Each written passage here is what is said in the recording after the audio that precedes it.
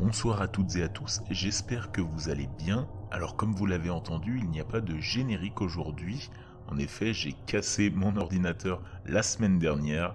Vous inquiétez pas, dans le prochain épisode, ça reviendra vite. Je vous laisse tout de suite avec la suite, la partie 3 que vous attendiez tous. Alors prenez un petit snack et plongez dans le noir. Je n'ai jamais su pourquoi Allison m'avait drogué. Si ce n'est pour m'embêter ou se venger des choses compromettantes qu'elle avait trouvées sur mon ordinateur, mon téléphone ou dans mon placard. J'attendais toujours de recevoir une notification sur Tinder avec un match d'Allison. J'ai continué à payer pour ce stupide compte premium pour pouvoir le vérifier. Mais ça n'est jamais arrivé. Et les mois ont passé. J'ai continué à attendre que quelque chose d'étrange se produise dans notre maison. Ça n'est jamais arrivé. Le courant a été coupé une fois parce que quelqu'un a heurté un poteau électrique dans ma rue. Et c'est tout. La vie a repris son cours normal. Une des filles, Phoebe, avec qui j'avais discuté sur Tinder, juste avant que le profil d'Allison n'anéantisse mon monde, est entrée dans ma vie. Nous avons commencé à nous voir régulièrement, mais toujours en public, ou chez elle. J'ai repoussé le plus longtemps sa venue chez moi. J'ai pensé à lui parler de la situation, puis j'ai abandonné cette idée. C'était beaucoup trop fou. Des mois s'étaient écoulés sans un mot d'Allison, et j'étais enfin à l'aise avec la compagnie de Phoebe. Je l'ai invitée à dîner chez moi. Je lui avais parlé de ma carbonara aux 5 ingrédients, et elle en voulait vraiment. Phoebe et moi n'avions pas encore couché ensemble, et je sentais que ça allait être le grand soir. J'ai donc décidé de tout rendre parfait, et j'ai nettoyé mon appartement en profondeur. Je nettoyais un placard à manteau quand j'ai trouvé le vieux MacBook d'Allison. Il était rangé au-dessus des vestes sur un rebord, sous des jeux de société qui n'avaient pas été dépoussiérés depuis qu'elle était tombée malade. Le simple fait de regarder ces jeux m'a fait penser à ces nuits douillettes sur le canapé, sous une couverture à siroter des cocktails. Je me sentais un peu plus nostalgique qu'avant. Le MacBook m'a procuré une distraction momentanée. Je me suis assis sur le canapé et j'ai commencé à parcourir les fichiers d'Allison. Je savais qu'elle y sauvegardait ses photos et vidéos préférées. Je n'avais pas beaucoup de temps avant que Phoebe arrive, alors j'ai survolé les milliers de photos et de vidéos et j'ai retenu mes larmes.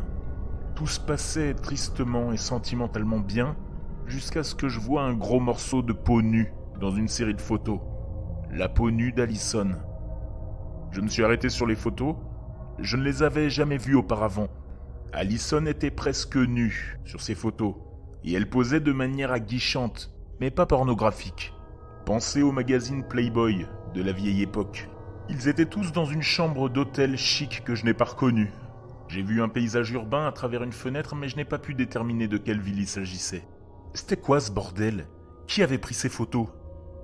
Je me suis plongé dans les photos et je les ai examinées comme un détective privé, à la recherche du moindre indice. J'ai eu le plus grand soulagement quand je suis arrivé à la toute dernière photo et qu'elle montrait Allison nue, assise sur le lit, tenant une pancarte avec écrit dessus « Je t'aime, Derry ». Oh, ok, crise évitée, retour au nettoyage de la maison. Cela ne veut pas dire que ma suspicion était levée. Le fait de placer cette dernière photo avec la pancarte aurait été une façon de couvrir ses arrières, au cas où je trouverais ces photos qui étaient destinées à quelqu'un d'autre. C'est à ce moment que je dois révéler qu'Allison et moi, on n'a pas toujours eu la relation la plus parfaite, et qu'aucun de nous deux n'était un pilier de stabilité mentale. Allison a grandi dans une famille difficile. Sa mère l'a eue à 19 ans et son père s'est séparé très tôt, et elle l'a à peine connu. Il ne venait que pour les événements occasionnels de la vie et vivait quelque part en Floride, probablement sur un bateau. Je ne me souciais pas assez de lui pour en savoir plus, et il ne se souciait pas non plus. Sa mère était bien. Elle n'était pas le cliché de la jeune mère célibataire qui a eu un tas de petits amis violents ou autres. Elle se débrouillait très bien, et elle avait toujours un travail, et elle évitait les relations sentimentales. Le problème, c'était la famille élargie d'Allison. Ils étaient tous des mauvaises langues et ils rôdaient toujours autour d'elle. En particulier sa sœur, Sophia, qui était un nuage noir qui semblait toujours arriver au pire moment. Allison aussi avait sa part de problèmes mentaux, rien de complètement handicapant ou de diagnostiqué, mais elle avait toujours un mélange de dépression et de colère maniaque sporadique. Elle ne s'est pas laissée abattre pour autant. Elle est allée à l'université, a toujours eu des emplois décents, a rencontré et épousé l'individu intègre que je suis. J'ai moi-même eu ma part de problèmes. En apparence, j'ai eu une éducation de banlieue, de classe moyenne, très propre. Un regard sous ce vernis montrait une obscurité terne de colère et de dépression, apparemment contagieuse. Mais nous y reviendrons plus tard. Nos problèmes avaient tendance à nous aider d'une certaine manière. Nous pouvions nous appuyer l'un sur l'autre et nous comprendre dans les moments difficiles. Mais parfois, nous ne pouvions pas. Et les bagarres éclairs étaient épiques. Le pire est arrivé juste 3 mois avant notre mariage. Je ne me souviens même pas de ce qui l'a déclenché, mais nous avons fini par nous engueuler toute la nuit. Et elle a même annulé le mariage, même si tous les faire-part étaient déjà épinglés sur les réfrigérateurs de tous nos proches. Le plus grand regret de ma vie, qui me tient éveillé la nuit, est la chose la plus cruelle que je lui ai dite pendant cette dispute. Je lui ai dit qu'elle ne représentait pas grand-chose pour moi, qu'elle avait juste été bien pratique à un moment de ma vie où je n'avais rien à faire. Elle était comme un film que je regardais dans un avion et que j'oubliais ensuite. Je ne voulais pas du tout dire ça, bien sûr.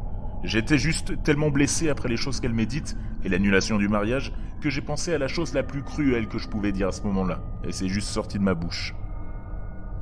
Le mariage a été annulé pendant quelques jours. Nous n'en avons jamais parlé à personne. On a arrangé les choses et on était superbe au moment de descendre l'allée. Tout ça me trottait dans la tête quand j'étais au-dessus de Phoebe dans mon lit. Ça m'affectait vraiment. J'étais à peine présent. J'étais juste en train de faire semblant jusqu'à ce que ce soit fini. Phoebe n'a pas semblé remarquer mes problèmes. Nous sommes restés allongés dans le lit pendant un moment à bavarder avant qu'elle ne demande à se doucher. Je me suis alors lancé dans un de mes rituels de mémoire musculaire. D'habitude, après avoir fait l'amour avec Allison, elle allait à la douche et je me rendais dans la salle de bain à l'avant de la maison pour faire pipi, afin de ne pas le faire devant elle. J'ai fait ça avec Phoebe, en marchant nu dans la maison jusqu'à la salle de bain des invités. En y repensant maintenant, je pense avoir remarqué quelque chose de particulier dans la cuisine. Une humidité, une odeur de gaz. Mais cela pourrait n'être que mon cerveau, qui assemble des pièces qui n'étaient pas là pour essayer de comprendre ce qu'il s'est passé peu après. Si j'avais prêté plus d'attention à la cuisine, je n'aurais pas remarqué que le robinet sur la cuisinière avait rempli un récipient qui reposait sur un brûleur, et que le gaz avait été mis à haute température. Mais je ne l'ai pas fait. Je suis passé devant et je suis retourné dans la salle de bain. Phoebe m'a demandé si je voulais prendre une douche avec elle, ce que j'ai accepté. Je me suis glissé sous la douche. C'était chaud, réconfortant et magique. Il a dû se passer environ 45 secondes avant que l'eau bouillante ne déborde sur le côté de la douche. L'eau bouillante a surtout brûlé le dos de Phoebe, qui avait la tête baissée, et la buse de la douche a touché sa nuque. Je l'ai regardé tendre le bras vers l'arrière alors que l'eau bouillante la brûlait, et j'ai vu la peau douce de son dos se liquéfier et glisser alors qu'elle se griffait le dos dans une frénésie douloureuse. L'eau a touché mon épaule et j'ai eu droit au même traitement, une douleur cuisante et l'odeur de la chair brûlée juste sous mon nez. J'ai sorti Phoebe de la douche et je l'ai enveloppée dans une serviette. Elle criait et se tordait dans mes bras, tandis que mes yeux fouillaient la salle de bain à la recherche de notre agresseur. Je n'ai vu personne. En revanche, j'ai vu quelque chose d'écrit dans le brouillard du miroir de la salle de bain. Il était écrit « J'ai tout vu ».